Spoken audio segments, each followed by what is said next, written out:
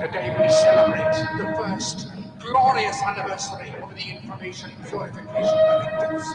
We have created, for the first time in all history, a garden of pure ideology, where each worker may bloom, secure from the pests of very contradictory thoughts.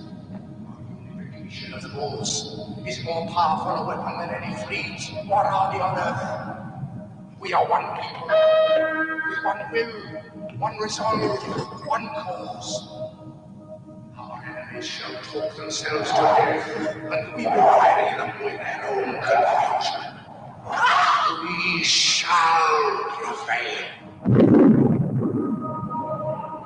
On January 24th, Apple Computer will introduce Macintosh. And you'll see why 1984 won't be like 1984.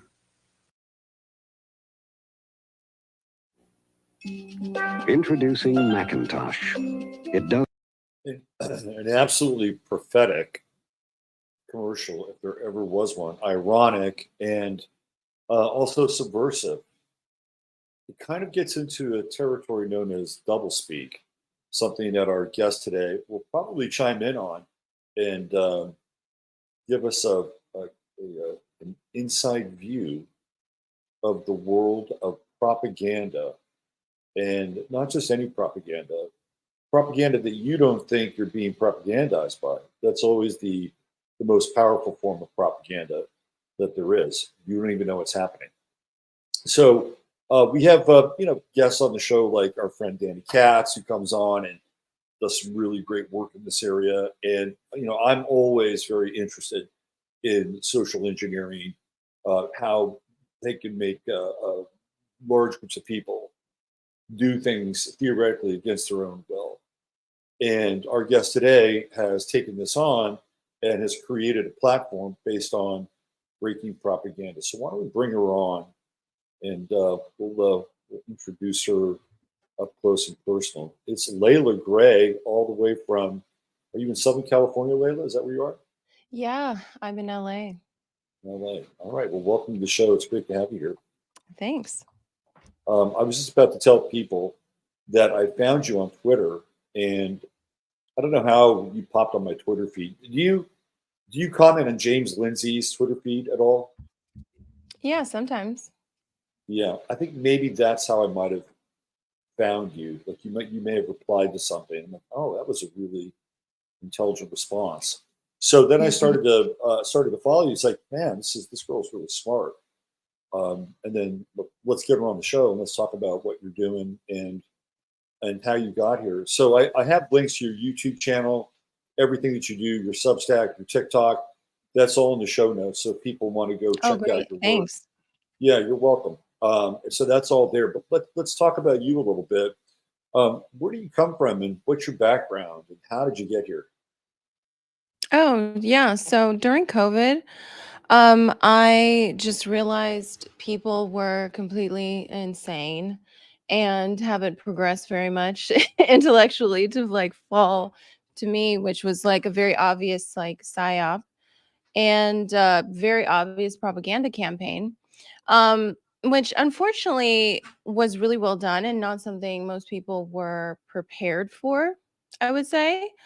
Um, so I thought it would be a good idea to start a social media platform to help maybe explain to people the components of propaganda, what goes into different propaganda tactics, and how they can essentially protect themselves from any and all upcoming psychological operations, and to say the least. But unfortunately, it's a very difficult topic for people because, there's that famous Mark Twain quote where it's easier to fool someone than convince them that they've been fooled.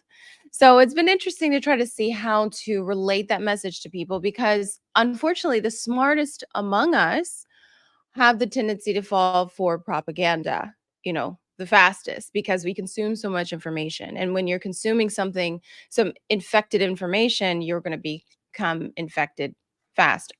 Now,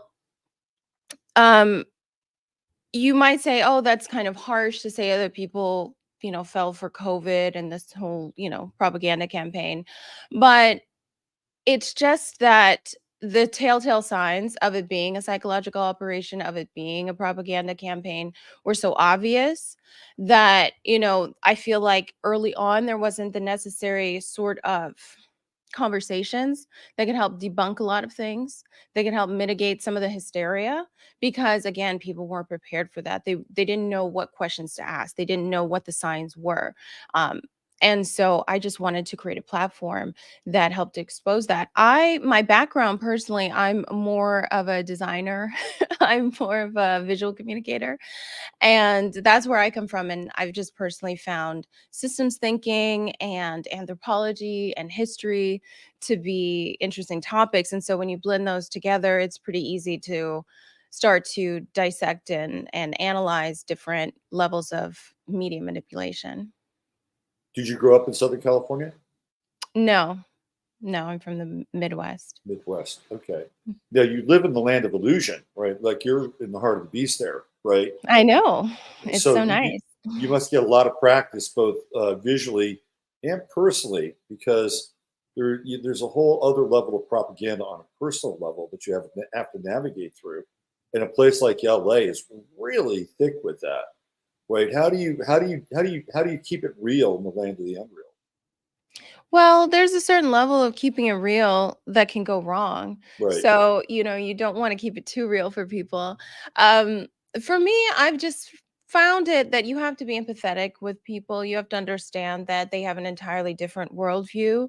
They have a reality model that is full of information that's wrong or conflicting, and they're constantly trying to resolve it by, obviously no one wants to think that they're a bad person. No one wants to think that they're doing something bad. So I generally let it roll off of me, understanding that all of these campaigns, all of these manipulation tactics are well targeted to their audience. And most people generally want to be good and do the right thing. So it's easy to interact with people that might have the most bizarre stances. And usually, if you are serious about understanding propaganda and understanding what psychological operations and how things are going around and what narratives are being pushed, you won't really get too emotionally wound up in what people say. You're more interested in collecting data and helping to better inform yourself about what exactly is being told and what people actually believe. So were you able to flip some switches in people's brains along the way? Were you able to wake some people up by inserting some critical thinking or helping them understand patterns of the systems that they're being born out of? Yeah, you can do that if you invest time, if you have the right level of engagement, you can level on someone. But at the same time, most people try to inform people about, oh, this is true and this is not true. But the majority of people don't really care about what's true or not true. They just care about how it will benefit them. Mhm. So unless you're framing everything and why supporting, let's say, indefinite lockdowns might be a bad thing, unless you frame it to how it will impact that person inevitably, they're really not going to care whether or not it's moral or immoral. They're just going to go with what seems to be the popular, opinion. I also found that convenience was a real motivating factor during that time. And some people were just, I'm just going to get it because I need to travel. I heard that so many times during COVID, or I need to get it because I need to get my groceries, right? And we become really slaves to convenience, and this is one of the levers that they've been able to get people to do things supposedly against their own will. Where do you chime in on that? Oh, doing things well, that's part of the whole woke mentality. James Lindsay talks about woke from a leftist perspective. He doesn't really talk about it from a right perspective Mhm. because, each side has wokeness tailored into them. And the woke perspective is really based on that victim mentality, based on the I need to survive. I'm not going to really be able to make it unless I do this and this, even though that action is probably not really beneficial for you in the long run. So that convenience ideal it really sets people at this lower level consciousness state. They're only viewing the problem at the like one or two symptoms. They're not looking at the whole chain of events that led them to be in this state. Right. uh, so I don't think with that's something you would have to address by, again, teaching them a higher level perspective of thinking, how to analyze a complex system and identifying the goals and how to repair that. Right. Just being able to be happy and go grocery shopping, that is a goal that you probably would want to look at from a system level rather than just, oh, I'm just going to get this shot or whatever and be able to go shopping. So that's pretty complex, actually. It is complex because most people that would make those decisions based on convenience would have no desire to understand systems thinking. Exactly. Yeah, so they're pretty much, I think, a lost cause, right? Um, but when things get really, really tough, they may have an opportunity to kind of break through, but it will become through some kind of breakdown, real breakdown, where they would have to address very serious problems at hand. And even then, based on a lifestyle of convenience, they may not be able to make the necessary changes in order to do that. That's just my takeaway. Yeah, I Um, agree. Most yeah, people are not prepared for the psychological challenge of tackling some of these bigger problems, and that's okay. The main problem I actually see with people as they approach propaganda and dealing with friends, relatives, coworkers, whoever, and dealing with, trying to explain these complex problems and these psychological operations that are run against them, is they assume that these people have to take up arms and be able to deal with these complex problems at the level that, someone like you and I or your audience is able to do that, when in fact it only takes a small percentage of people to set the tone and direct the majority. yeah, I think that's a really, really good point. And you would do it probably through some much more subtle and psychological means, like anti-propaganda, which would be to some extent a form of propaganda. I mean, because we talk in symbols, right? We live through symbols, and the application of those symbols in many ways is much more powerful than like rational logical discourse. So Yeah. I mean, and that gets into a really interesting territory, right? Like, what can we use at our disposal to free our minds and free other people's minds and do it in a way where theoretically there's free will or choice involved, right? Like not, taking away somebody's propaganda and then inadvertently inserting our own propaganda, right? Like, I think that's a really, really big question that, or a topic a lot of people don't even understand.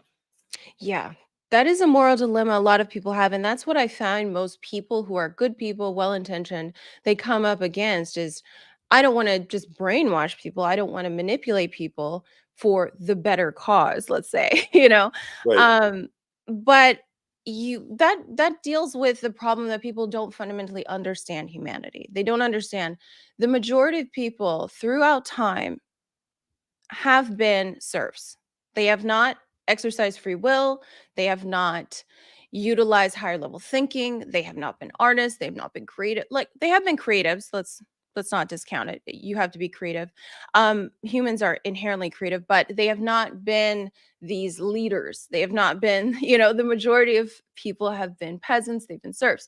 So challenging people and trying to make them, download all this information, change the way they are at such a fundamental level so quickly, especially with the times that we're in with the New World Order, the digital IDs, all of these systems that they're putting in place to further enslave us, is pretty challenging. So there has to be sort of a bridge between this generation and the next generation that could potentially be engineered, essentially, to handle, answering some of these big questions and tackling some of these larger issues.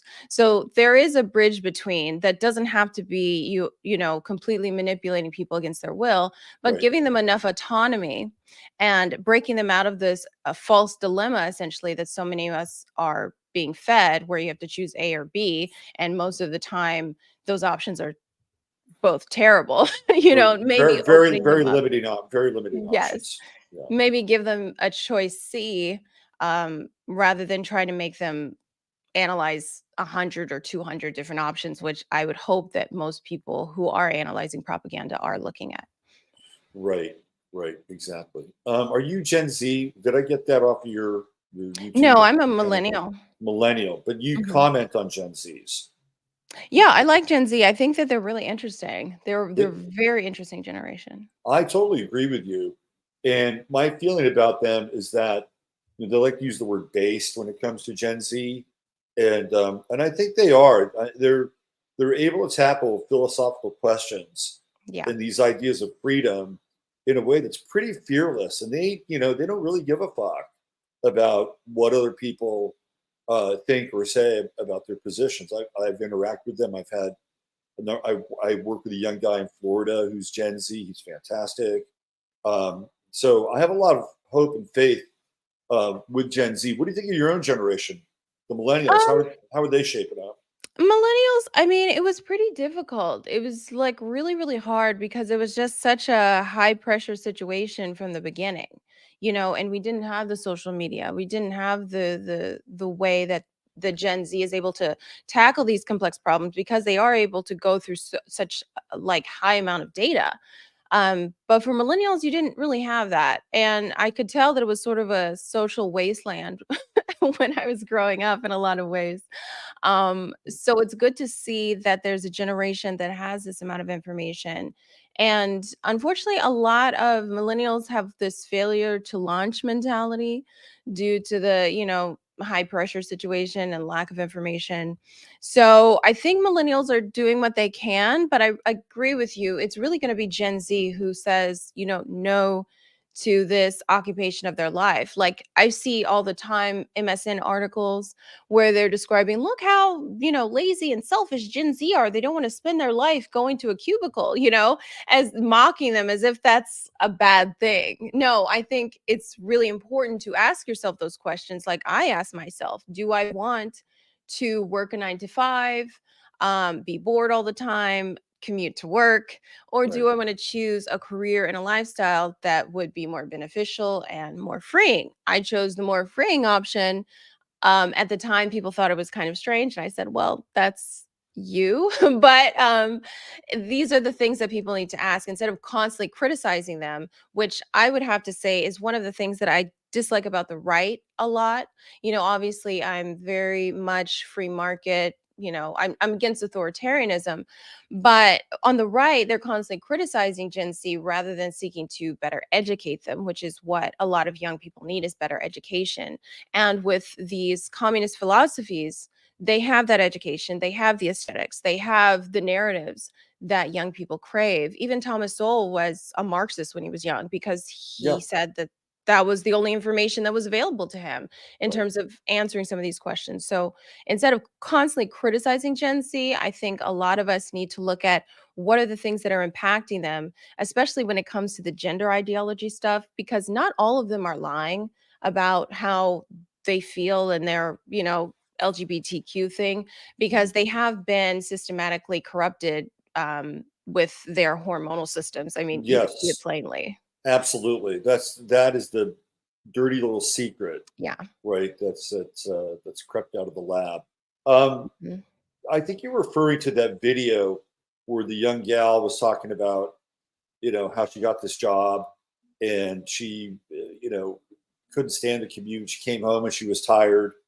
And there were a lot of quote unquote conservatives or, people on the right that were really bashing her. And I just thought, you're missing the point of this video completely, Mhm. and you're using a standard of how you grew up during a time when the economics were completely different, right? And when you grew up, a gallon of gas was 85 cents, and you could afford to live on a 9 to 5 salary. You could work at a shoe store and, have an apartment, and ultimately you could probably buy a home, right? So, Yeah. transposing those kinds of standards and values onto a current generation, I thought was really unfair to her. And she didn't say that she didn't want to work. And that's the other part that people missed about that. She said she liked her job, but everything that went into servicing that job was sucking the life force out of her. And you would think that in a time where we're a little bit more enlightened, they could come up with a model where somebody like that could go to work on Monday and have a meeting, work 3 days from home, go to work on Friday, have a meeting, right? And then, and then in the middle, there's this, period where they could work and still have more of a life. But that was really reflexive. And I stood up for her and I thought, we need to listen to her because she's not alone. And if we want people like her to participate in society, it's better for us to not shout them down and try to hear what they have to say. Exactly. Exactly. And that's why it's generally what I ask the people on the right usually is, do you want to be right or do you want to just win? Like, do you want to improve society or do you just want to be proven right in an argument? It's like those are two different outcomes. Yeah. So let's talk a little bit about this massive psychological operation called the war in Israel. Oh, yeah. I mean, what a mind fuck this thing is, It's right? My favorite is the pro-lifers who are calling for 4,000 children to be killed. That's my favorite part. Yeah, isn't that a paradox, right? I love it.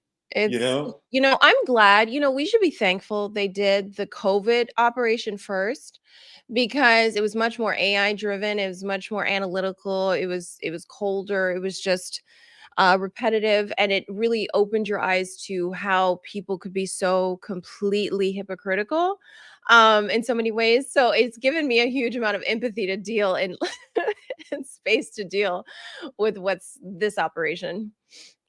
Right. It feels to me, because I follow this stuff, uh, pretty intensely, and it feels to me like when COVID happened, they were kind of rushing things in some ways. Like it didn't feel fully baked. There was clearly there was 4 years of discordia pretty much with Trump, right? And you had all this polarization. Whenever you have polarization, people are much more easily manipulated. Or Yeah. You split the mind, and then you can insert programs, which is how the game works. So we had 4 years of discordia and mind splitting with Trump, and then this whole COVID thing happens, but it felt very rushed in a lot of ways. Like, okay, we're behind schedule here. Come on, let's go.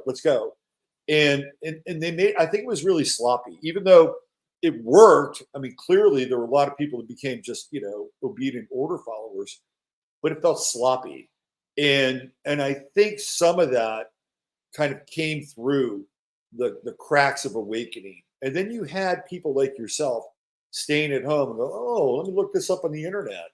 Yeah. Oh, what's going on here, right?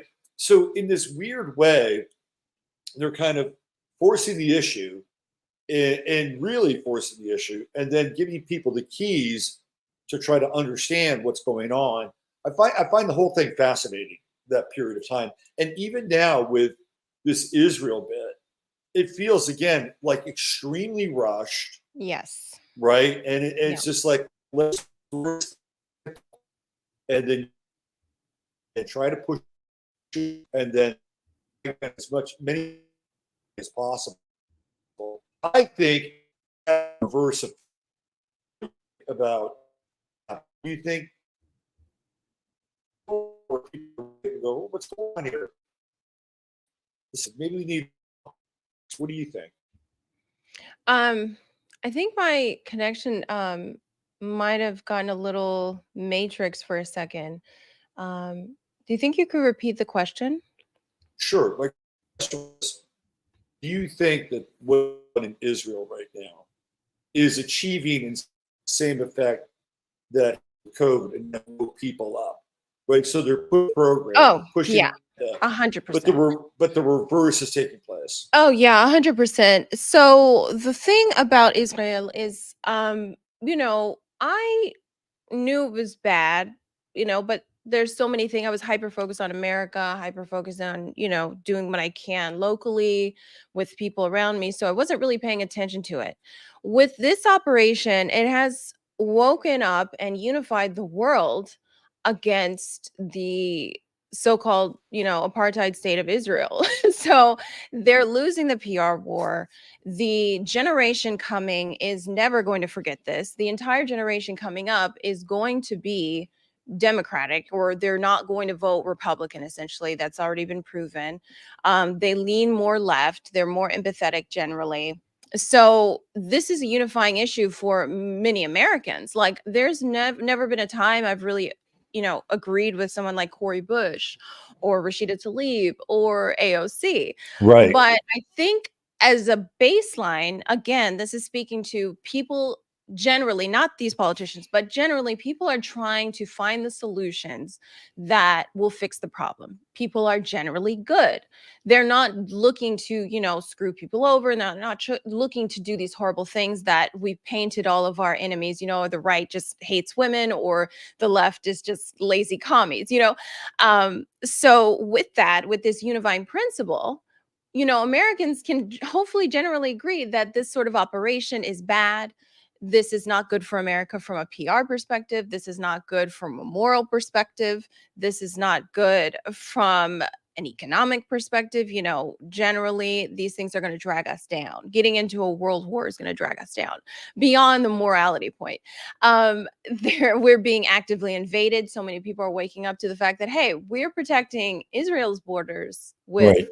nuclear submarines, but we're just letting our border go free. So this is something that's going to be unifying for so many Americans who were previously divided over issues like gay rights or the LGBT thing, which were largely distractions just to further divide people, which is, again, the abortion thing is also a huge distraction meant to divide people, because banning abortion doesn't fix the problem of unwanted pregnancies or women not having sufficient financial means to raise children and support a family. Or even the idea that in order to have that, you would have a nucleus of people that would want to bring a child into the world in a conscious way, Yeah, right? Which is fundamental beyond all of that, right? Because exactly. when you have that, then you just make better choices as a result. But what happens, and you probably understand this, tacitly, is that when people don't do that, they allow the state to do that, to make their choices and create their so-called morality, because they've abandoned it, they've abdicated it, and I think this is a lot of what we're understanding now, is that we have a role in all this, right? Because we have been on the sidelines for a period of time, or in the world of propaganda, we've had our brains turned to mashed potatoes, and we've been led to believe certain things that aren't really true. So I really do feel like we're in a time of awakening, but it's Yeah. not always easy. And to really awaken, you have to use your critical thinking skills and really not opt into, well, I believe in this and I'm in this party, and this ideology is going to be the ideology that's going to save the day. And right, you have to even go beyond that and transcend that to be a truly independent or interdependent person.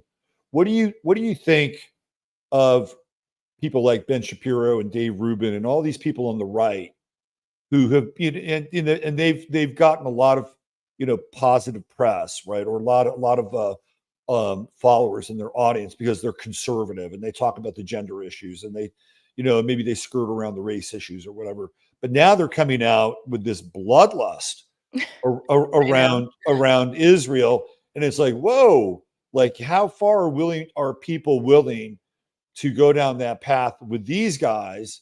And is this war now exposing who they really are? Yeah, I think it's a blessing. Again, it's a blessing and a curse to have these things happen, because I was always constantly wondering why these right wing commentators, why the right wing media never addressed the issue in a way that could actually solve the problem, because they were using those problems to further foment divide in society.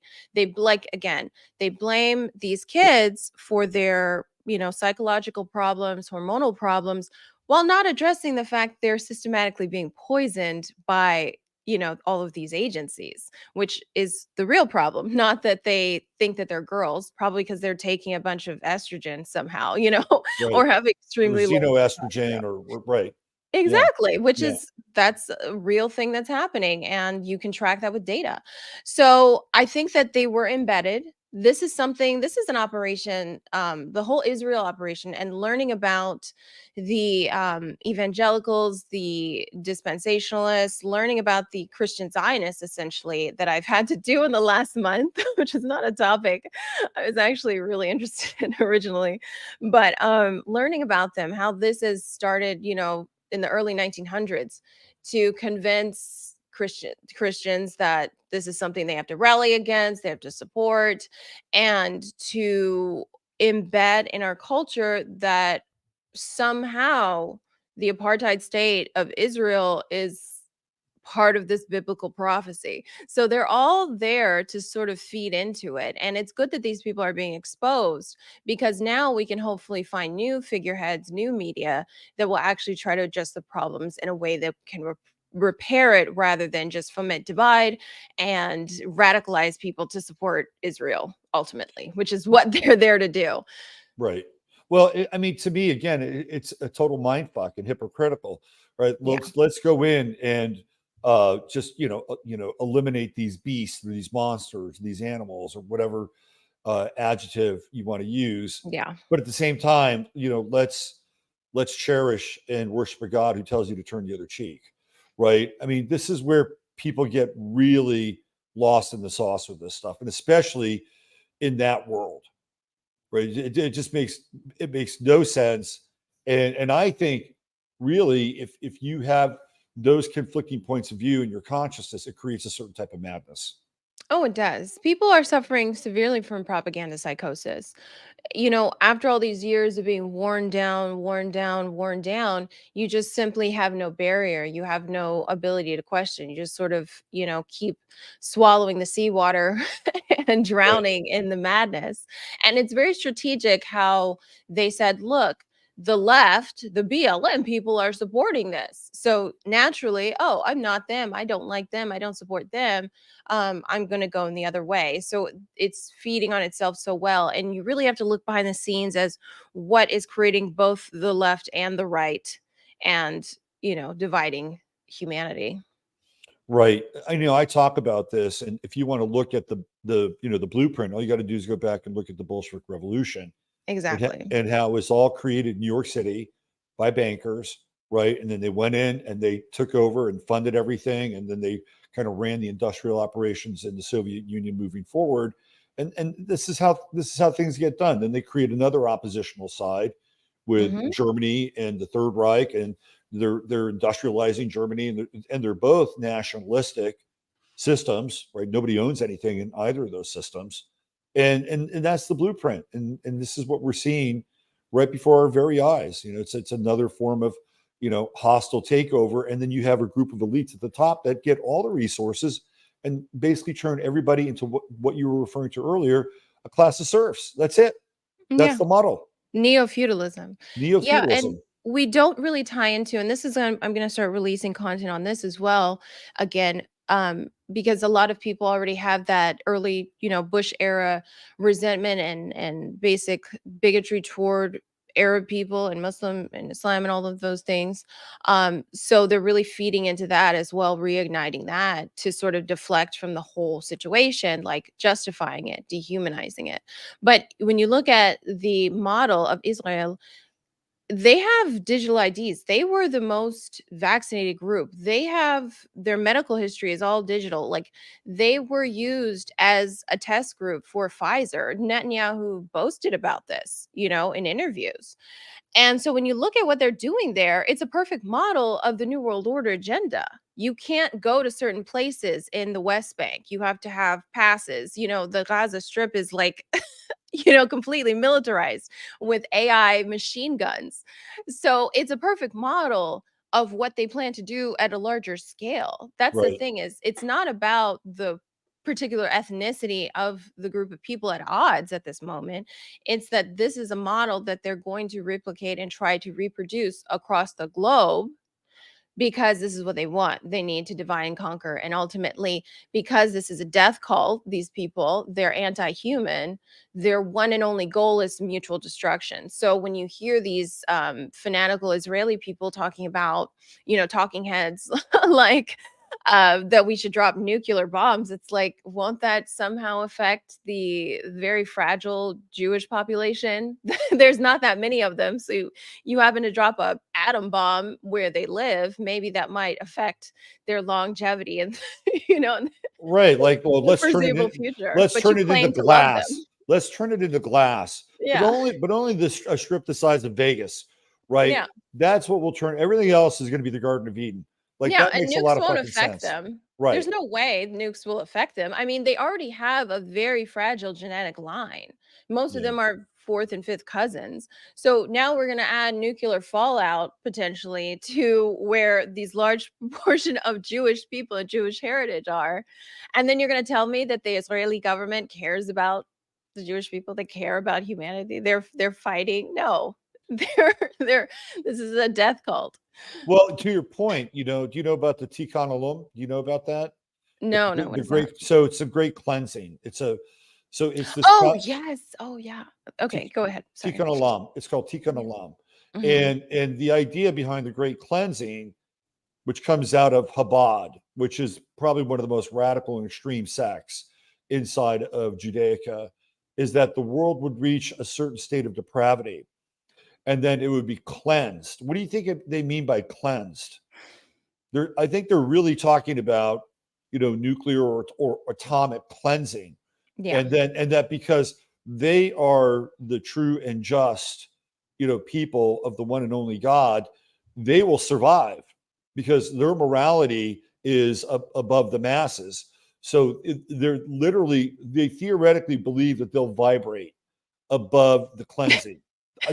This is why this idea of the atomic bomb or turning Gaza into glass is not so cognitively dissonant with a certain core of their belief system in a certain group inside their belief system. It actually makes sense in a weird way, right? That's their end game, right? They've got their end game. They've got their apocalyptic end story. And of course, the Moshiach has to arrive to be able to herald that in. And then you have the Zionist Christians on the other side who have their version. And it's all complete madness. It's all utter madness. It is. And you've got 70 million. This is the figure I read: 70 million dispensationalists in this country. And you know that those 70 million are engaged in politics, and a lot of them are part of the donor class at a high level, right? And those are the same people that surrounded Trump when Trump was elected. And he had his whole evangelical base with Paula White and all those people, right? That's where they came from. They came from that world.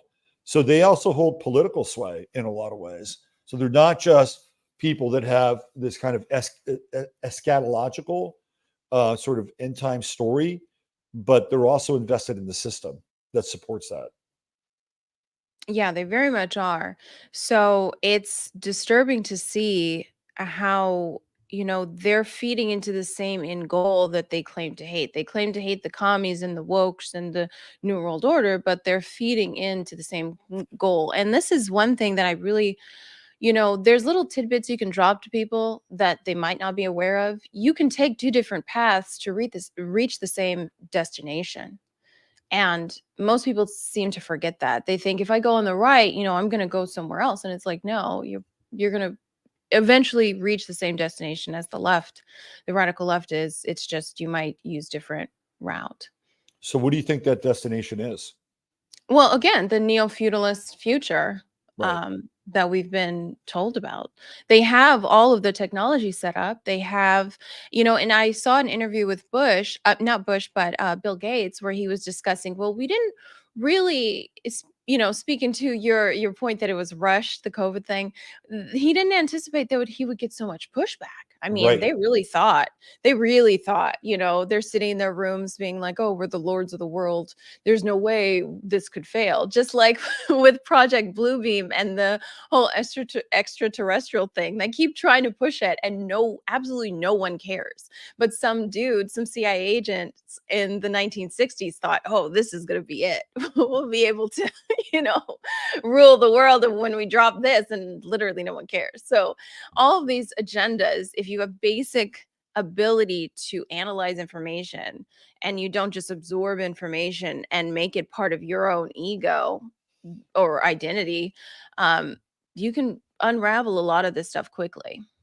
You've got a nice little video. It's about 11-minute video on your YouTube channel where I think there's about 4 or 5 books that you recommend to people if they really want to understand sort of the nature and science of propaganda. Do you remember any of those books off the top of your head? Oh yeah, I've got a couple of them here. Like this one, for example, Propaganda, Luellul. And he writes about and criticizes propaganda from more of the propagandist mindset. See, the thing is, people think, okay, I figured out the COVID psyop, I figured out this, or I figured out that, but they don't really understand the mindset of a propagandist, the way they go about dealing with humanity and figuring things out. Propagandists view humanity as they really are. They're sheep. They follow, they're very emotional, they don't think, they're trying to find the lesser of two evils and go with the easiest option, the most convenient option. And in that book particularly, I thought it's really enlightening. It's older, but it's still really applicable to right now, in how understanding why it is that so many people who are smart fall for propaganda. Well, because they're consuming so much propaganda. So the quicker you consume it, the more you'll be susceptible to its influence. Why it is that people are so tired and unable to resist this, how it is that propagandists actually see people and how they relate with people and how they go about implementing their strategies. They're not concerned about winning a conversation or winning an argument. Let's say they're not concerned about that. They're concerned about finding the right tactics, the right messaging, and implementing it. And as soon as it stops working, they discard it and move to something else. They're very meticulous. They're very methodical and detached from, you never heard Joseph Goebbels being like, oh, this didn't work, I'm just going to keep pushing it. This narrative isn't working, I'm just going to keep pushing it because it's my baby. No, they throw it away. They move on. So if we could approach that with people that we deal with and utilize strategies like tactical empathy, where I'm going to talk to this person in a tactical method to understand, okay, what is their reality model? What are the biases they have? What do they view is real or not real, rather than just trying to argue with someone and prove my point. And if a lot of more of us did that, we could empathize greater with people, make people more susceptible to our messaging, and understanding the baseline principles that we all need to work toward. Because each time these operations come at us, we have to understand, okay, I'm not for the mass killing of children. That's like a principle that I have. So let me find out what is the most correct course of reasoning and what is the correct stance that will avoid that outcome. And then that way, we're not going to fall for rhetoric from even the most trusted people in a media or, our networks. Tactical empathy, is that something that you came up with, or is that a strategy? That's something that hostage negotiators use. Interesting. Yeah. So when they approach these subjects, obviously it's very high tension. These people are very rational, they're very emotional, and they need them to, again, this is another point that I think is important, that propaganda is not about convincing people of anything. It's about making them do certain actions or carry out certain actions.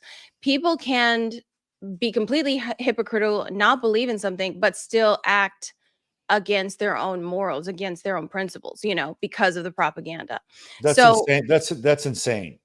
it's Right? true. It Yeah. happens all the time. Pro-life can support the bombing of children.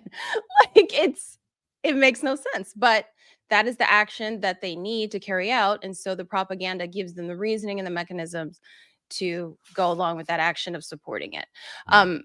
But the tactical empathy part is where you need to open people up and make them trust you so that you can, convey that suggestion of what to do.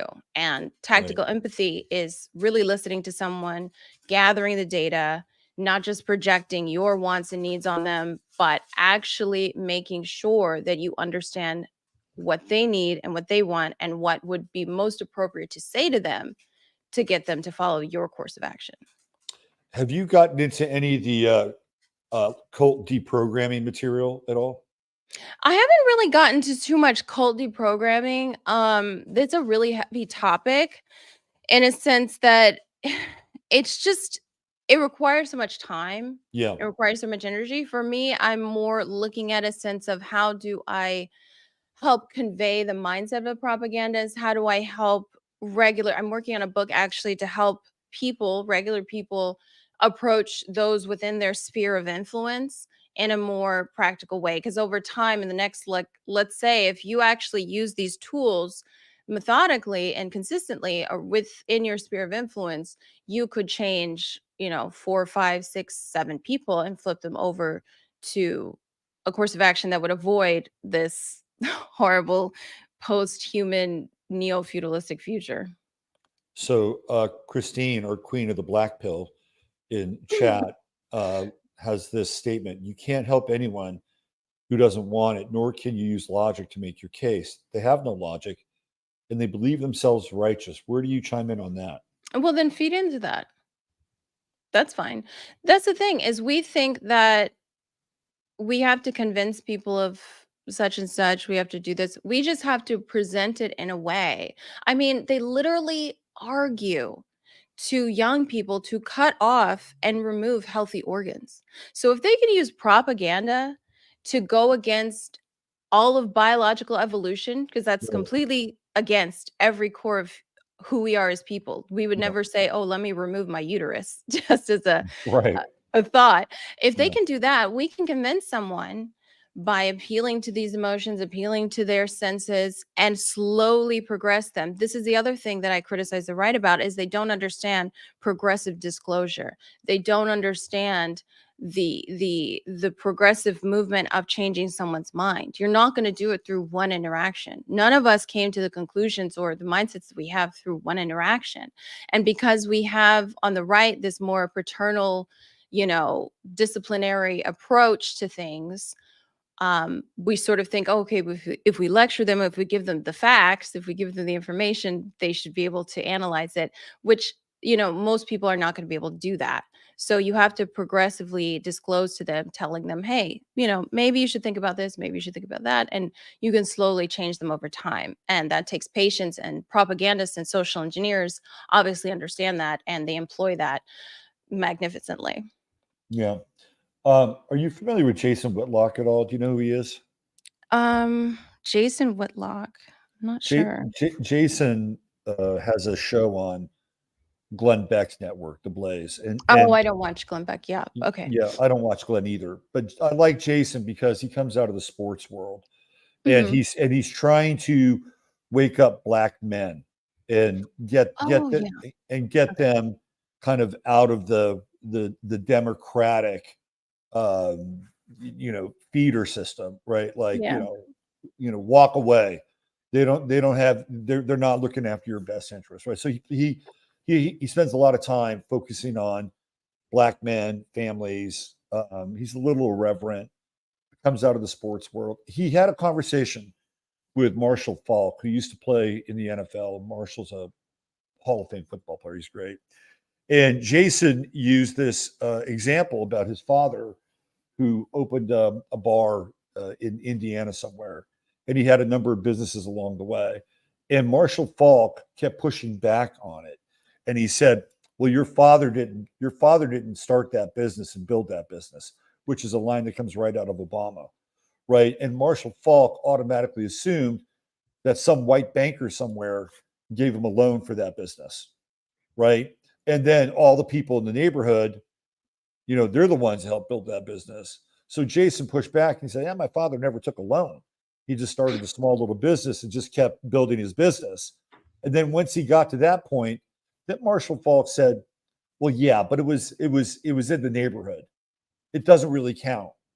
He needed to do it outside of the neighborhood, in an area where white people are. Now that would matter." And to me, that's this like circular logic and the moving of the goalposts that you have when you're engaged in a discussion or an argument with somebody that comes from that point of view, right? They will go through circular logic, and when you get to a point where you prove their logic is wrong, they just moved the goalposts, and now you're on to another, level of discourse. And I think that's why people tap out, right? Yes. Like, I mean, you could say, okay, I'm going to invest time and energy into this person. And over time, maybe I will help raise their eyelids a little bit and they get a little more light. But I think a lot of people now are at this place where they don't have any patience, Yeah. right? We're a lot of people are just fed up and tired. And, whether, they've gone about it the right way or the wrong way, they haven't been able to reach people. And so now there's just this widening gap of separation. Where do you think, like how do you determine the person that you want to invest in, right? Because I think that's a really big piece that we're talking about here.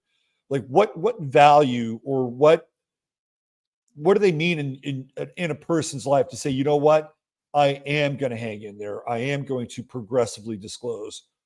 What are your thoughts around that? Yeah, and this is why I would recommend anybody follow me and subscribe to my Substack, because I am talking more about these things in a sense that that is a flaw in profiling. You have to profile properly. You have to understand, will this person ever wake up? You can probably determine that within a few interactions with them. So if you probably are able to get the data and analyze them and use this tactical empathy to extract the information, because tactical empathy, use it to extract information and be able to analyze it. People aren't going to tell you outright. And this is something I've learned from, the different sciences, visual communication, all these things, anthropology. People aren't going to tell you outright a lot of these things. They don't think about things, and they don't have the ability to just answer whether or not, oh, I have the ability to be deprogrammed. They're not going to tell you that. You have to be able to, over time, through talking to people and analyzing and profiling people, okay, how far is this person going to go? What purpose do they have? What use do they have? This is part of the mindset of someone who is conducting a social engineering and trying to engineer society in a way that's more conducive to freedom. Now, that burnout is really understandable, and it Yeah. is disappointing. And knowing that you care about someone and you're investing in someone, let's say it's your cousin or your uncle or someone, a coworker, a friend, that is sort of emotional investment on top of the fact that they're so, entrenched in their ideology, is going to be very, very difficult. So it's even easier dealing with people who you don't really know. So you Mm, have to prepare yourself good point. mentally exactly to what you are trying to accomplish, and make sure you have a distinction, and making sure you can detach yourself emotionally from it. This is something that people feel is, that's, you should, be able to be as emotional as you want. You should be able to do whatever you want. But it's like, no, we have a certain amount of bandwidth. We have a certain amount of stress that we can deal with, and you Right. have to be able to analyze yourself. I'm reading actually a book on intelligence and analysis, and it's a CIA book where they're talking about how you have to know thyself Right. first before you can conduct and engage with other people. So having a baseline of how much emotional investment you have, and training yourself to become more detached. So even if someone sits there across the table and tells you they are happy to see Gaza turn to glass, and they're happy to see, thousands of people die, or they're happy to see, all of our rights being taken away due to COVID restrictions, you have to be able to deal with those people, maintain your focus, maintain your objective with them, whether it's just trying to slowly, you know, drip information to them, or you're just trying to gather basic information from them. You have to be able to keep that level of detachment. And it is something you have to discipline yourself so you don't burn out, because it is heartbreaking. We're people, and we don't like to see people getting hurt. And we don't like to see, especially for a lot of your viewers and your audience, that we know what the outcomes are. So for us, we're emotionally charged. And even I have to constantly remind myself of that. Yeah. Have you figured out if there's any kind of universal cues that people will exhibit, in the early stages of interactions or mid stages of interactions, where you can say lost cause or hang in there? Have you Oh, determined what yeah. some of those things are? Yeah, you have to understand what it is they're looking for. What do they want? Like, what are their out? Like, what do they actually want? Do they even care about freedom? Do they want authoritarianism, but just their own version of it? Do they have actual empathy for people? What do they, you can learn all of these things by seeing how they respond to certain situations. Right. Like, I can tell the difference between someone who is just genocidal and 100% for the state of Israel, between other than someone who's just propagandized and doesn't know the full context of the information, hasn't seen the actual footage, because Right. again, the media paints a very different picture than reality. So being able to understand, okay, this person is just a Zionist versus this is someone who's misinformed and doesn't understand, or grew up in an evangelical home and believes that Israel's like the Jewish people are more important than their own families, so Right. um I've seen videos of that where they're lecturing the kids that Jewish people are actually better than them and they need to sacrifice for them. So, seeing those cues, and you can really pick up those cues, and over time you can start, the more information you gather, the better you become. It's like a muscle. You can tell, okay, this person's going to be a dead end rather quickly. This person isn't actually interested in America first, or what are the best interests of America. If I approached like someone like Nick Fuentes, for example, like just a regular white guy, I'm not going to, empathize. I'm not going to scream at them about empathizing with those Arab people and those Muslim people, over there. I'm going to argue, for example, the America First perspective, saying it's not good for America to take this standpoint. This is why and why and why. And ultimately, the morality aspect does play a part. But if I led with simply just trying to appeal to their empathy, that might not work. So you have to be able to understand, okay, what is it that these people actually want, and how can your argument feed into that as as much as possible. Right. Right. Do you believe that there's a portion of society they're just NPCs Oh and that yeah, you're most just definitely. never going to reach them? Most definitely. And that's why we can't lose heart and we can't become demoralized if we see that someone just doesn't get it. Right. Because again, the majority of people throughout time, the masses, the only thing they've ever done is die. That's it. Right. Right. So it's all about what seems to be the normal stance, what seems to be the popular opinion, what seems to be the thing that people agree with a majority. That's why the Israelis are running these PR campaigns so hard, because the majority of people on the planet don't agree with this. They don't agree with it. And it doesn't matter if the politicians do. It's just that the collective majority does not agree. So they need to try to win over that collective majority, because they will ultimately influence the majority of people on the planet. They will influence, their influence will keep going farther than just a few politicians. Right. So we have to just remember to stay positive, give the benefits of why you don't want to go into an authoritarian system, help them understand that. But no, ultimately, most people are just going to go with what seems to be the norm. And that's just how people work. So, a bit of a personal question. Does your family vibe with you? Are they on the same wavelength as you? Yeah, I think they're on the same wavelength. A lot of my family was very into like BLM. Um, And while I understood their reasoning for it, and I understood their analysis for it and all of those things, because I understood what their motivations were, and I understood that they weren't presented. I mean, the Republican Party, I mean, come on. Like, the pre-Trump Republican Party was nothing to vibe with. The right was nothing to, No, hold it up. was They were very terrible. invested in war. They were Right. invested in, taking away people's welfare and all those things, like ridiculous stances. Right. Right. Right. Yeah. The So I neocon Bush years were terrible. exactly. So I could totally understand that. And during COVID, I was a little bit like, no, we shouldn't lose all of our rights. But again, as I learned over time, they thought restricting rights meant saving lives. And so they were leveraging these people's empathy and weaponizing their empathy against them.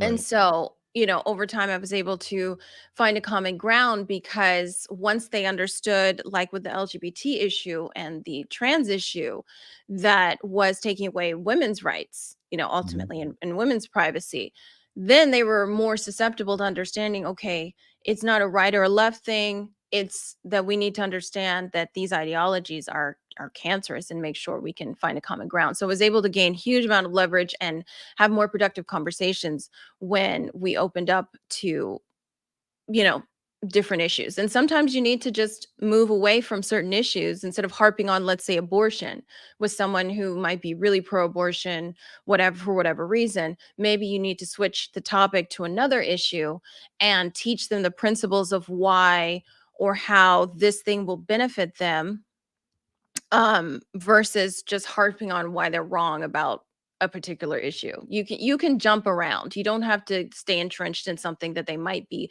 personally invested in, and you have to avoid those triggers as well.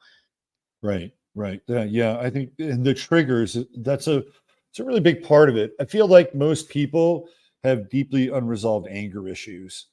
Mhm. And I don't feel like people can get into a really reasonable discourse with other people until they've addressed those anger issues, because they just come front and center very quickly when things get personal or defensive. They do. How do you Yeah. how do you deal with that? Have you like encountered your own anger along the way, and how have you how have you integrated that into your approach to life? Yeah, it's really interesting to, especially with this whole Gaza situation, just seeing how people are like, "Oh, you just care about it because, you're Arab." And it's like, okay, that's a bad thing. So it's been incredibly difficult myself dealing with this new, because it is such a bloody situation. It's such a, hardcore situation to look at. It's so hypocritical situation to look at, and just ultimately disappointing too, because a lot of people I thought that were good people fighting for freedom, especially in California, where there's so few of us, are complete and total Zionists. So again, I really take to heart the love thy neighbor, love thy enemy sort of thing. And not that I'm saying these people are enemies, but you have to have more compassion for people. You have to understand that they are suffering from propaganda psychosis. They're either paid propagandists themselves, or they're just completely non-informed in what's actually happening. And so you really have to take that step back and have that emotional control, because above all, the propaganda hijacks our emotions and utilizes it against us. So before I blow up on someone, which I have unfortunately over this situation, I have, confronted people in a much more direct way, which is not typical of what I would do. Right, But even when you do that, you have to take a step back and realize those things, and realize we're all flawed and we've all made mistakes, and have that humbleness that is required to be a propagandist and to be someone who actually wants to engineer a society that will be free. right. So you've been accused of being an Israel hater because you're a Muslim. Is that what they're saying? Yeah, they're basically like, "Oh, well, you're Arab, so that's why you hate Israeli people, or you hate Jews, or all of these things." And it's like, "Okay, all right." It's the most ridiculous arguments. It's a really cliched and short-sighted It is. attempt to, interact with a person. Dismiss. Yeah, Yeah, dismiss. yeah, Dismiss. And it's like on so many levels, the argument are so flawed. And the Hasbara, the thing with Hasbara and learning about the Hasbara, the Israeli propaganda, is how methodical and how devious and how truly like it's such an abject form of propaganda, I would say, because it routinely has to justify the worst atrocities committed against humanity. So that's what it's tailored to specifically. Whereas other propaganda methods are more specific to appealing to people's national identity, appealing to people's, certain ideological standpoints. You know, that's what they're more tailored to, rather than I need to be able to justify mass killing. Most of the time, the propaganda campaigns don't start off justifying mass killing. That's sort of like the final that's solution yeah, final propaganda. solution. That's end game Yeah. stuff. Yeah, But with Hasbara, that is its only purpose, is to justify the so-called apartheid state of Israel and justify the worst atrocities you can, you know, lend to people and commit against humanity. I've seen some pictures of Gaza, and I mean, literally, you can see the blood in the streets. Literally. Yeah. Literally. I can't imagine something, I mean, and this is again part of the whole awakening process, I really do believe, because these things, these crimes, they can't continue anymore. They have to come out. And the coming out and seeing these things for what they are, it's our point to reflect and decide whether or not we want to go into slavery again, the neo-feudal system, which will Right. eventually lead to human extinction. I mean, Yeah. we're seeing it already with the call for nuclear arms and nuclear bombing. Well, there's That even the will, human extinction movement. I mean, yeah, yeah, exactly. Or we're going to choose freedom. We're going to choose to not be stuck in a cubicle. We're going to choose to not, see our society suffer and being poisoned on a daily basis since we're born. I mean, that whole yeah, thing, that psyop, the food industry and the right. medical industry, I don't know how that was able to just exist without people like recognizing, hey, Not just there, exist, but metastasize, and exactly. how terribly and quickly it metastasized. It's Um, so bad. yeah. I saw this video. It's a very interesting video, and it was a group of pro-Palestinian protesters, and they were in the lobby of BlackRock protesting. Have you seen that video? Yeah, I have. I And they're thought, mocking it. People on the right are mocking that. It's like, it's BlackRock. What are come on. why? I mean, these are the people that are enforcing diversity, equity, inclusion, right? Literally. ESG scores. They're holding corporations at gunpoint and basically ransoming them by saying, we're not going to hire the male progeny of your family because there's a special interest group that we have to hire to keep our low interest loans down. They don't understand this at all, right? It's like, wake the fuck up, That's the these are wokeness. That's the right wokeness. That's the symptom. They can't advocate for their best interests. It's like we should be protesting BlackRock regardless. It doesn't matter. Like you right, should be behind that. But the right, wokeness means you have to advocate for things that go against your best interests. The male white people, and that's I talk about anti-whiteness a lot as well. Not so much, but I think, I'm very into cultures and maintaining cultures and things like that. And when I see how there's so many people advocating for their own destruction, just like with BLM for Black people, it's like, why are you advocating for your own destruction, for defunding police? Why are you advocating for all of these white males? White males are already under attack nonstop with the just the testosterone drop alone and the right. fertility rate drop alone. But then they're going to advocate for us to go to a war where white men are going to die for these Zionist regimes. Yet again, it's been 20 years. Now there's a whole new crop of them, and now they're going to send them to die for that. And it's like that is woke mind virus at the fullest extent. Totally. And the ones that they're going to send over there are Gen Z, right? Exactly. This is the one generation that poses an ideological and philosophical threat to the hegemony of the system. And Yeah. let's just get them out. I mean, this is what war has done Over and over again. for And you know what's eternity. funny? What's funny too is I'm seeing the whole, because what's happening right now is, and again, I'm not trying to say that you need to convert to Islam or anything like that, or you need to be pro Arab or pro Saudi Arabia or anything. I think that every culture should have its right to exist, express itself, do what it needs to do. I think Europe should be European. I think, Africa should be whatever it is, all Whatever the it is. different places. Yeah. But seeing how they're so adamant about, being pro, let's say, let's deport all the Arabs from Europe, from, America. Let's get rid of all these people now. They didn't, none of the politicians in Europe, none of them questioned, oh, should we deport people? When there was an incident in France where a Lebanese, migrant went around stabbing women and children. There was no call to deport at that Right. time. Right. There was nobody cares. If white people are under attack, these politicians are silent. There's nothing we can do. But when they're protesting the genocide that's happening in Gaza, they're, oh, let's get them out today. Like, that should tell these people something, but because they're so entrenched and they're so indoctrinated in the Zionist propaganda, they don't see that, hey, this is not, these people don't care about us. They're not for us. Right, right. They're for a certain select group Yeah. who feel very offended that this is taking place, in their neighborhoods or their cities. But you're right.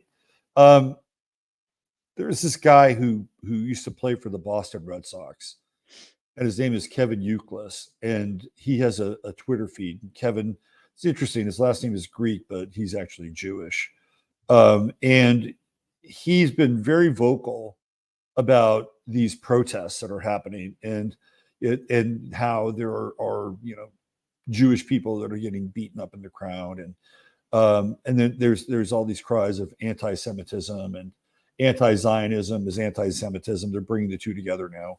Yeah, you And have and, to. and Euclid was saying, I wish I could have been there to defend this person, and we Jews need to stick together, right? I'm like, oh, well, that's an interesting comment. Since I happen to be a white male in this society, and we're under fire all the time, uh, Nonstop. is it okay for me to say we whites should stick together? Is that Oh, no, appropriate? of course not.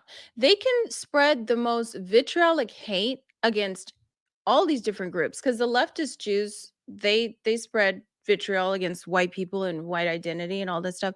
They and the right spreads all this vitriol against Arabs and people of, that Right, Islam. They can do that, but you right, can't say anything even about the government, which is not, that's not an ethnicity, that's not a religion. The government of Israel is not a religion. I can criticize it as much as I want to right, without them saying, "Oh, you just hate Jews." And it's like the double standard, the severe narcissism that Zionists have. They are such narcissists. They are psychopaths in such a way where they really want you, unless you agree 100% that they are superior to you, then you just hate Jews and you're anti-Semitic. It's like obvious. So there's no fighting against it. There's no arguing against Zionists. The only thing that, and if you look at their manuals on Hasbara, just like the older ones that are still online, their only goal when they approach you is to make you look radicalized, to make you look evil, and to present Israel in the best eye. They don't care about facts or figures or logic. So when you're arguing with them, you shouldn't care about that. You need to just make sure you look as best as possible and you're promoting something that I hope a lot of people should agree on, that mass death is never a solution. explain to people what Hasbara is. So Hezbollah is the Israeli form of propaganda. It's their way of explaining, which is like loosely translated, explaining again their atrocities and why they have an apartheid state and why they feel that they are the chosen people and they have some land grant. I mean, I don't understand how someone who converted in the 12th century has a like grant to some land that people have been living on. Right, It's the most ridiculous ideology.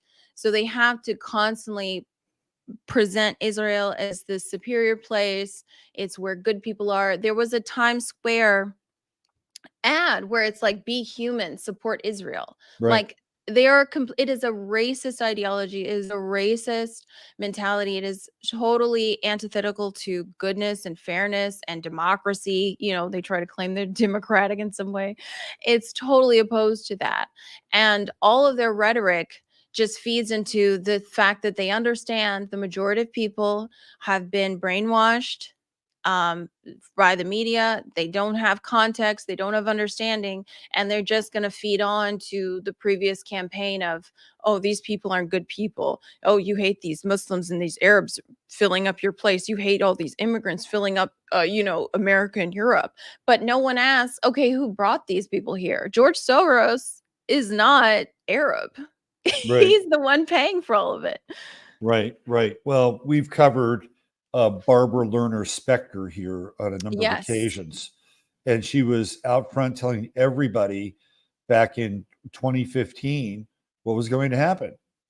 She was declaring it, like, right there.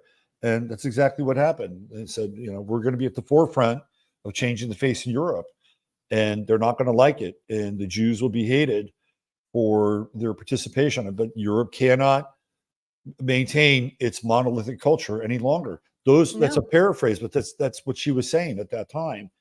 So that gets into this whole realm of like predictive programming and telling you what they're going to do, right? And I wanted to play you something. I found it on my Twitter feed today. It's really mind-blowing, the level of predictive programming in this thing. Let me just dial. It's just, I don't know. You may have seen it on my feed, but let me see if I can get the Sure. bookmark for it. Yeah, and it's just interesting to see. And that's why I think that they're pushing so much like Zionism is Judaism. And it's like, it's a political ideology that's Right. relatively new. And so we as people have to maintain that stance. You know, they're going to keep going into like the most depths of depravity and dehumanization. And if we do that, we're only feeding into their whole agenda. So we just have to make sure we maintain focus. Because there's a lot of people who are of Jewish descent and people married to Jewish people and all of these things that don't agree with it. And we have to No, they don't capitalize on it. agree. They don't agree. And the challenge that lies inside the Jewish community is because it's such an entrenched and insular and very traditional community where, you know, they practice the high holy days, and it's a very tight knit world that's marked by a lot of religious tradition throughout the year. Whereas other faiths, you may have Christmas or Easter or whatever, or a couple of saint days. So when you have that and everything is embedded in the community, so you have the religion embedded in the community, you have family business embedded in the community, you have politics embedded in the community. And when you start to have these conversations and there are people inside of that community that agree with you, but they're getting pressure from maybe 70% of the other people in their community, it makes it really hard for those people to step away and say, I'm sorry, I'm going to have to abandon my family. I'm going to have to abandon these traditions and rituals that we all have together because I have to stand apart from this. That is really difficult. It is really difficult. And that's why you have to have even extra empathy for their situation, because Zionism from the inception has weaponized their own people against their own best interests. They've weaponized those people. They actually have in their whole idea of this, you know, you have to sacrifice 2/3 of the population. Like it's such a death cult. So it's the same with BLM. They weaponize Black people and Black people's trauma to further a political agenda. Zionism does the same thing. Wow, that's a really great point. Have you seen some of the information coming out from the the Nova Music Festival, where it looks like the Apache helicopters? Yeah. I know. I 100% believe it. Yeah. Anyway, let me play you this. This is from Twitter, my Twitter feed, and it's really mind blowing on so many levels. And I'd love to get your take on it. Let's go screen share. Let's go here. Okay. Can you see this? The bookmark? Here, let me do this again. Hold on. I can't see it on my screen. Let me tee it up again. There we go. Oh, there it is. Yeah. Okay. All right. So there's a guy who apparently was at the Capitol on January 6th. And they came after him. And he managed to get away and run in the woods. And this is in New Jersey. Check this out. This is freaking mind-blowing. And I'm not going to say anything. I want to see how good your observational skills are. Okay. In this video. Okay, here we go.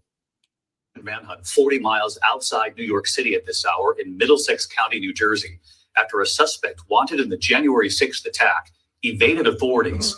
This was the scene in central New Jersey today, a massive police presence. The FBI and SWAT teams called in. ABC's Stephanie Ramos on the scene for us tonight. An all-out manhunt tonight in this small central New Jersey town just 40 miles southwest of New York City after this man, wanted in connection to the attack at the Capitol on January 6th, evaded arrest. Gregory Yetman fleeing on foot into the wooded area near his home. Police searching from the sky and on the ground. According to USA Today, Yetman is suspect number 278 AFO, wanted for assault of a federal officer, pictured at the Capitol in these photos on the FBI's website. In an interview earlier this year, Yetman indicated he was at the Capitol that day, but said he did nothing wrong. The FBI leading the multi-agency manhunt in the town of Helmetta. Officers in tactical gear, looking in vehicles, teams moving through backyards, armed with long guns and canines. There were officers running through everybody's yards, asking questions. Even though the sun has gone down, we can still see Joint Terrorism Task Force agents going door to door looking for Yetman. According to police, Yetman is in his 40s, last seen wearing a red jacket and baseball cap. He served in the New Jersey National Guard for 12 years and was honorably discharged in March of 2022. They are determined to attain this gentleman today. That is their effort. Tonight, authorities are urging residents to shelter in place. Streets here in Helmetta were closed for a period of time. Tactical vehicles and law enforcement officers are still lining this street behind me, which is near the house where authorities believe Yetman was staying. David, it is still a very active scene here. All right, Stephanie Ramos reporting. Okay. First off, the overreach. He's a threat to democracy. You've got tanks. Are you kidding me? He's a threat to democracy. So to me, that is psychological operation, and they're preparing people for troops on the streets. This is part of the tactic. It's not just they want to get this mean Jan 6 guy, but they're getting people used to this idea that there can be somebody dangerous in their presence, and they have no problem dispatching, the guys in the flak jackets and the long guns and the attack dogs and the Humvees, right? This is part of it. But there was something in there, and I'm wondering if you picked it up. Did you notice anything interesting inside that video clip? Well, I noticed that, what stood out to me was this guy is honorably discharged from serving. It's like, it's so insane. It's been several years, but they need to execute this hunt for someone who's already proven himself to be a patriotic American. Right. And Right. especially the fact that he's a white guy in his 40s. It's so hilarious to me. This is part of the psyop too. It's like white people can't even protest in their own country, No. but they're mad at the Outside New York Islamism. City. Yep. They're No. mad at the Arabs. And it's like the Arabs didn't stop you from being able to protest in your own Hello. country. There you go. There you They're go. friends. That's the mind fuck, right? That is the Gordian knot that you have to cut through to understand or begin to understand this massive level of programming that's going on. I want to show you something. You may not be completely aware of some of the historical pieces around communism in Europe. But let me show you this. When I saw this blew my mind. Let me see if I can find it.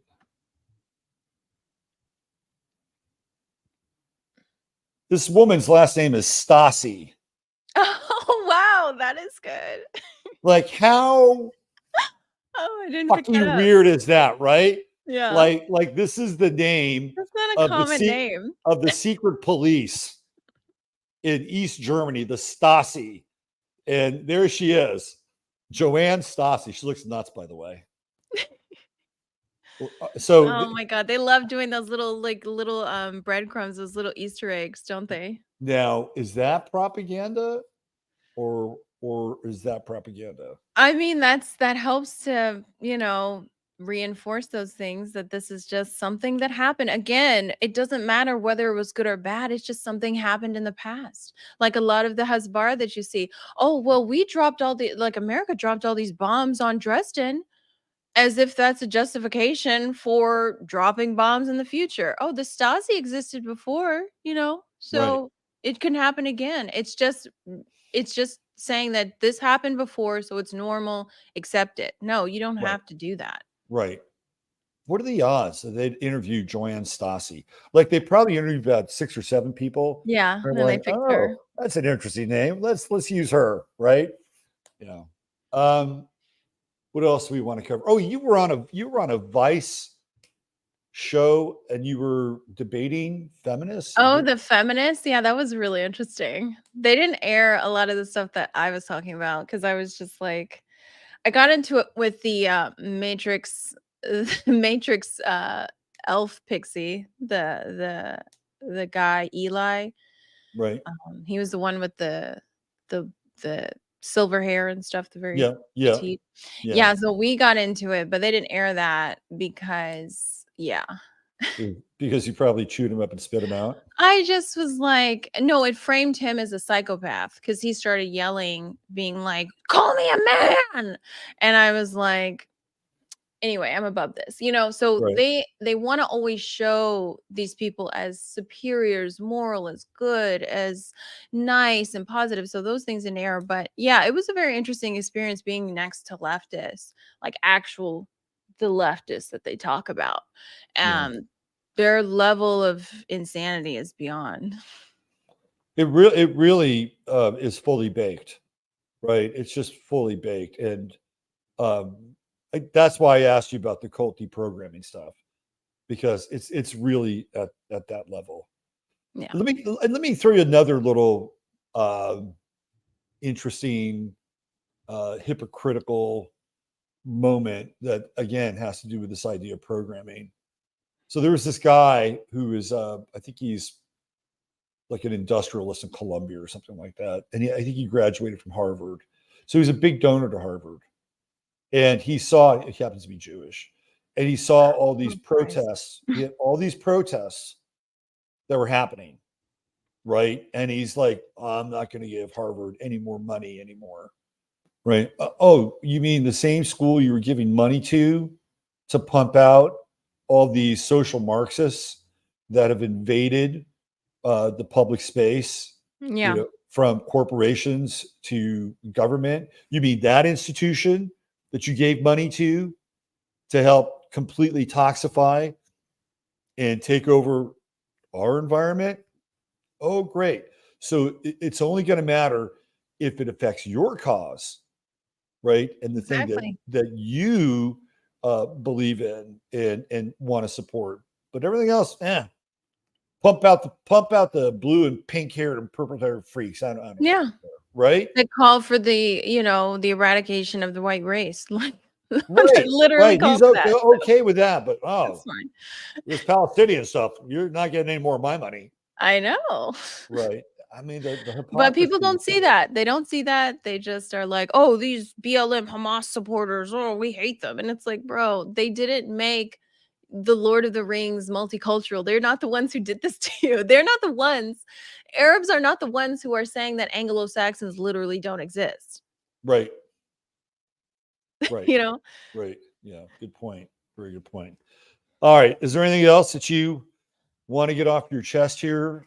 No, I think that covered it. I hope that people realize that it's a very serious commitment that you have to make if you do want to help direct society and help change the world and advocate, for a humanistic future. Like, if you want to do that. So you have to prepare yourself and you have to emotionally and mentally train yourself to deal with being, basically a propagandist for good, being a social engineer for a future that requires analytical thought, principles, and life ultimately, because what we're dealing with is a death cult that is going to ensure the mutual destruction of everybody and all the people that they weaponize.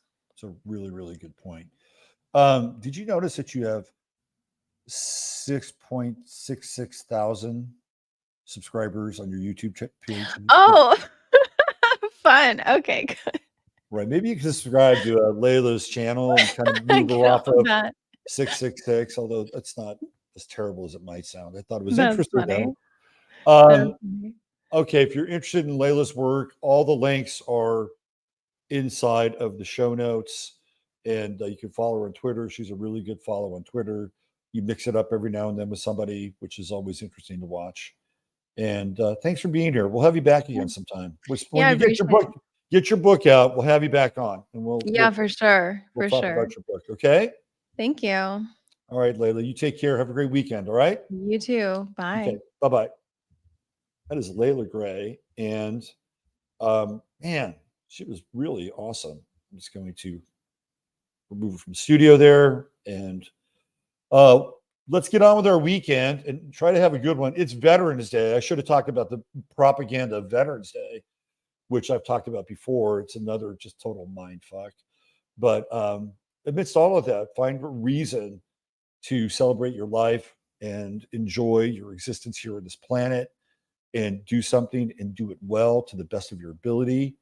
I hate to use the term be your best self because it's so cliche, but it's just you, right? It's you, and you're walking your path, and you may have troubles, you may have challenges and struggles. We all do, but do your best to get through it. Take the high road, and believe in the Most High and your ability to have change in your life. When you and your will are connected with your own higher will, you're unstoppable. You're unbeatable. All right. We'll see you on Sunday night. Use your head in order to discern what's real, your heart to step in what's possible. I'm Robert Phoenix. Thanks again to Layla Gray, and bye for now.